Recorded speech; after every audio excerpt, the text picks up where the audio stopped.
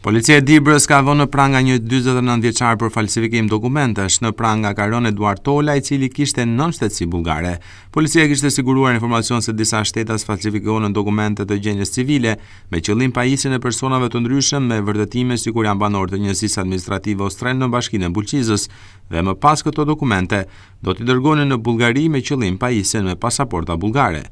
Si rezultat e hetimeve të kryera, u zhvillua operacioni koduar identiteti, ku si rezultat në dalje të pikës së kalimit kufitar në blat, u bë ndalimi i shtetasit Eduard Tola, 49 vjeç, banues në Sofje të Bullgarisë. Gjatë kontrollit fizik të ushtruar nga shërbimet e policisë kufitare në automjetin që ky shtetas drejtonte, ju gjetën 21 dokumente të dyshuara të falsifikuara për 21 shtetas të ndryshëm, me qëllim pajisjen e tyre me pasaporta bullgare.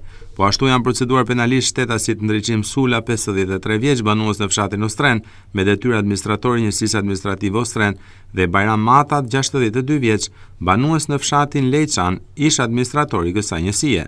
Këta dy shtetas gjatë ushtrimit të detyrës dyshohet se kanë kryer veprime në kundërshtim me ligjin, duke lëshuar dhe falsifikuar dokumente të gjendjes civile për persona të ndryshëm me qëllim përfitimin e pasaportave të shtetit bullgar.